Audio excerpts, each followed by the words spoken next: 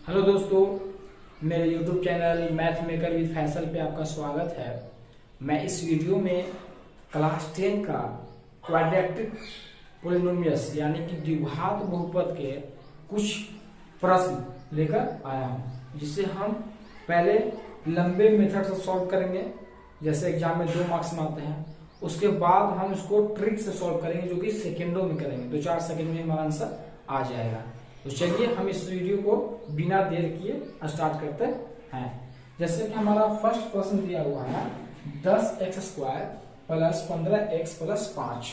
इसको हम देखते हैं किस तरह से सॉल्व करेंगे। तो दिया हुआ प्रश्न हमारा है 10x² प्लस 15x प्लस 5। इसका आपको गुणनखंड करके क्या करना है, शून्य ज्ञात करना है। ये सारे जो 10 प्रश्न दिए गए द्विघात बहुपद के, ये सारे प्रश्न में क्या करना है, शून्य ज्ञात करना है। तो इसके शून्यों की संख्या कितनी होगी, तो 2 होगी। क्यों? क्योंकि इसका घात कितना है, 2 है। किसी भी द्विघात बहुपद का शून्यों की संख्या कितना होता है, 2 होता है। क्यों? क्योंकि द्विघात बहुपद में घात कितना होता है, 2। अब कोई भी बहुपद का घात जितना होता है उतना ही शून्यों की संख्या होती है। तो चलिए इसको देखते हैं। ज्ञात करने का तरीका है कि जो ये फर्स्ट दिया गुणांक x² का, इसको लास्ट से गुना किया जाता है। अब 10 को 5 से गुना कीजिए तो आपका क्या आ जाएगा, आपका आ जाएगा 50।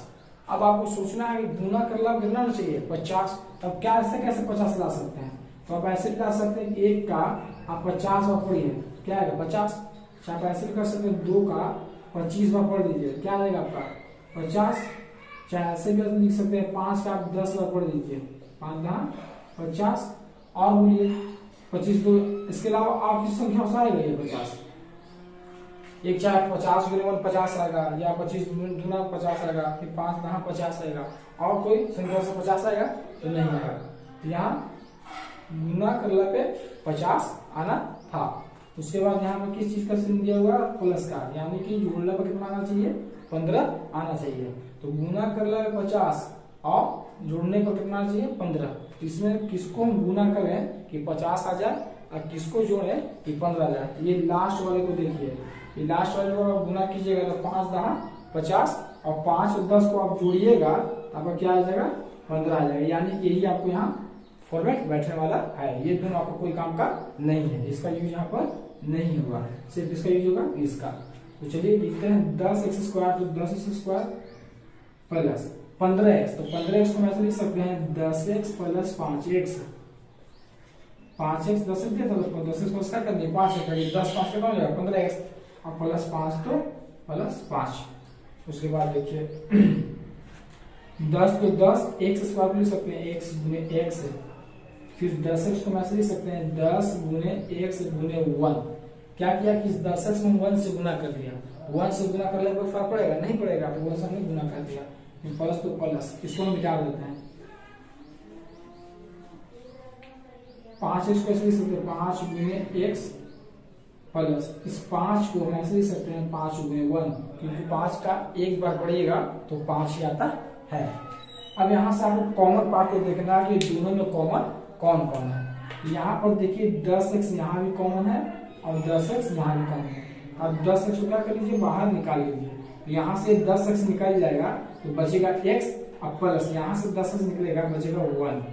प्लस तो ये प्लस तो प्लस। अब देखिए 5 यहाँ पर भी है और 5 यहाँ पर भी। इस 5 को आप बाहर निकाल लीजिए तो यहाँ से बचेगा x और प्लस तो प्लस यहाँ बचेगा 1, यानी कि आपका ये आ गया। उसके बाद देखिए कि x प्लस 1 यहाँ पर भी है और x प्लस 1 यहाँ पर भी है। इस x प्लस 1 को आप बाहर निकाल लीजिए। तो x प्लस 1 को जब आप कॉमन कर लीजिएगा तो कॉमन करने के बाद बचेगा 10x और प्लस 5। क्योंकि यहाँ से x प्लस 1 को हमने निकाल दिया, ये बच गया सिर्फ 10x, और जब यहाँ से x प्लस 1 को निकाल दिया बचेगा कितना, प्लस 5। अब हमको इसको शून्य ज्ञात करना है। तो शून्य ज्ञात करने का तरीका है कि इस बहुपद के बराबर क्या कर दीजिए, 0 कर दीजिए। उसी को शून्य करते हैं, लिख देंगे शून्य के बराबर, शून्य के बराबर करने पर, बराबर करने पर। अब शून्य के बराबर करके शून्य ज्ञात करते हैं। तो दिया हुआ x प्लस 1, एक दिया हुआ है 10x प्लस 5, इसको हम शून्य के बराबर कर देते हैं। x प्लस 1 को हम लिख सकते हैं इतना बराबर 0 और 10x प्लस 5 को भी हम ऐसे लिख सकते हैं बराबर 0 अलग अलग कर दिया हमने। क्यों यहाँ शून्य लिखा, क्योंकि ऊपर हमने लिख दिया शून्य के बराबर करने पर। आखिर क्यों शून्य के बराबर कर रहे हैं, क्योंकि हमको शून्य ज्ञात करना है, और शून्य ज्ञात करने के लिए शून्य के बराबर करना बहुत जरूरी है। क्योंकि यहाँ पर x का ऐसा क्या मान रहा है कि इस पूरे बहुपद का मान क्या आ जाए, शून्य आ जाए, यानी कि आपको शून्य के बराबर करना ही होगा। तो x बराबर प्लस में इधर देखा तो किस चीज में आ जाएगा, माइनस में, एक शून्य का आ गया -1, यहाँ देखिए 10x तो 10x, इधर प्लस में 5 इधर किस चीज में माइनस में, x बराबर क्या हो गया -5/10। अगर काटने में तो काट भी सकते हैं, 5 से 5 और 5 दूना के 10, यानी कि आपका आंसर आ गया -1/2। ये आपका दूसरा शून्य आ गया।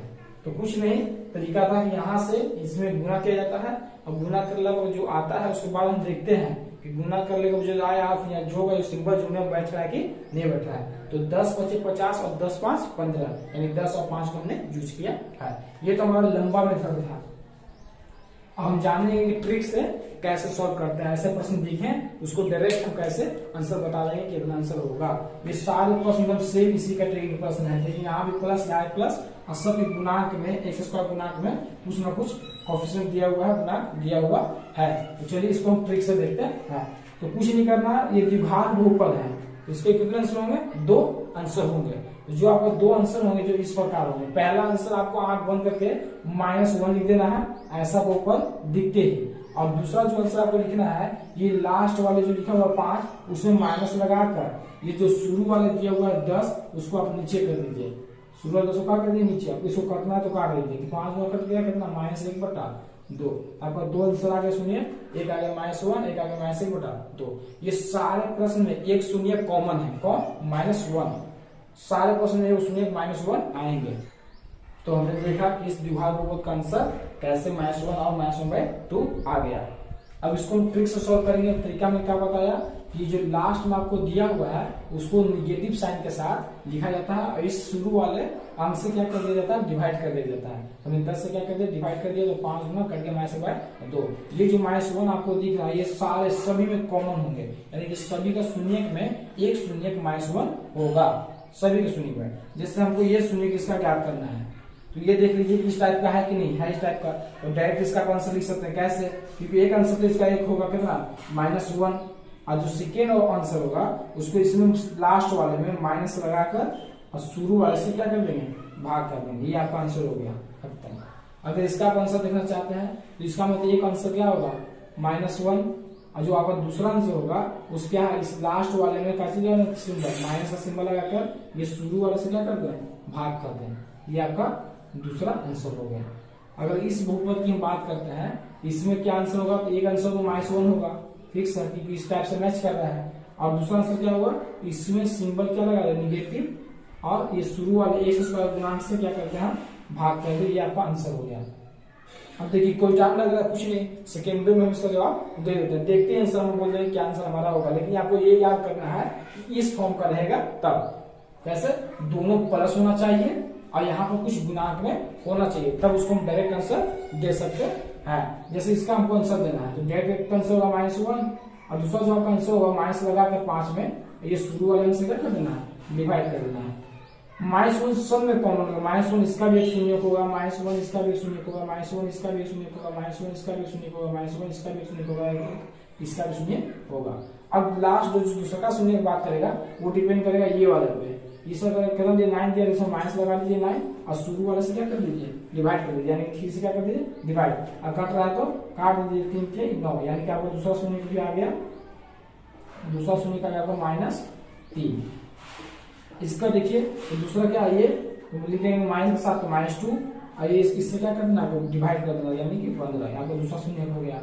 अगर इस पे बात करते हैं तो इसको सिंबल लगाना निगेटिव के साथ तो -4, और शुरू वाले से भाग कर देना है, यानी कि नीचे 8 से भाग कर दीजिए, तो 4 × 4 4 गुना के 8, यानी दूसरा सिंबल आपका आएगा -1/2 काटने के बाद। अब इसका आंसर एक तो -1 होगा ही शून्य, अब द्विघात में 2 आंसर होना चाहिए था, लेकिन इस दूसरा निकालने के लिए क्या है कि लास्ट वाले को निगेटिव साइन के साथ लिख दीजिए, और जो शुरू में दिया उससे क्या कर दीजिए, भाग कर दीजिए, ये आपको दूसरा से निकाल गया।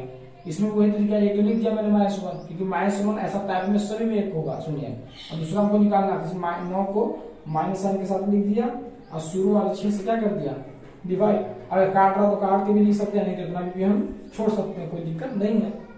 इसको भी देखिए एक तो हमने लिख दिया था और दूसरा क्या, इस लास्ट वाले में माइनस लगा दिया और शुरू से क्या कर दिया, हमने भाग कर दिया। तो ऐसे टाइप के जितने भी प्रश्न हो गए सभी का ट्रिक क्या है, एक तो शून्य का -1 होगा और दूसरा शून्य किस चीज पर डिपेंड करेगा, उसका लास्ट का अंक क्या है। अगर लास्ट अंक के माइनस सिंबल लगाकर और शुरू वाले अंक से डिवाइड कर दिया जाता है तो हमारा आंसर आ जाता है। ये लंबे प्रोसेस है, ये लंबे तरीका से हमने ज्ञात किया है किस तरह से हम शून्यकों को ज्ञात करते हैं द्विभाजकों को। ये हमारा टाइप 2 है, इसके पहले हमने टाइप 1 को डाला है, वहां भी एक लंबा तरीका से हमने सॉल्व करके बताया, उसके बाद 10 प्रश्नों को हमने ट्रिक से बताया है। ये हमारा टाइप 2 है, इसमें भी हमने क्या लंबा तरीका से बताया और 10 प्रश्नों को क्या किया, हमने ट्रिक से बताया। क्यों पता ट्रिक से, क्योंकि एक चीज पता चल गया कि एक शून्य तो क्या होगा, -1 सब कॉमन होगा, ऐसा टाइप क्वेश्चन दिखते ही। और दूसरा डिपेंड कर रहा है कि लास्ट वाले में नेगेटिव लगाकर 10 से डिवाइड करना, 10 से डिवाइड करना, काट रहा तो काट देंगे। वही हमने किया कि सभी चीज से मैच कर रहे थे। देखिए यहाँ पर एक प्लस है और यहाँ पर ही प्लस है, तो देखिए यहाँ भी प्लस है, यहाँ भी प्लस है, यानी सब मैच कर रहा था, इसलिए हमने क्या बनाया। हाँ, लेकिन गुणांक में जरूर कुछ होना चाहिए, कोएफिशिएंट होना चाहिए, एक के छोड़कर कुछ भी होना चाहिए, 0 के छोड़कर यहाँ गुणांक में कुछ भी कोएफिशिएंट होना चाहिए, तभी ट्रिक फॉलो करेगा। आराम से पूरा सेकेंड हमने आंसर इसको लिख दिया, क्योंकि सब में एक कॉमन है क्या, कि -1 सभी का एक शून्य होगा, -1 है जो कि सभी का, ऐसा टाइप का जितना भी प्रश्न होगा सब में एक शून्य होगा -1। और दूसरा शून्य किस चीज पर डिपेंड करेगा, उसका लास्ट का क्या है और शुरू का क्या है। अगर लास्ट का पूछे तो उसमें माइनस सिंबल लगाकर शुरू वाले जो भी अंक है उससे डिवाइड कर दीजिए और कट रहा है तो काट दीजिए, वही हमारा दूसरा शून्य होगा। तो बस इस वीडियो में इतना ही, अब मिलते हैं नेक्स्ट वीडियो में।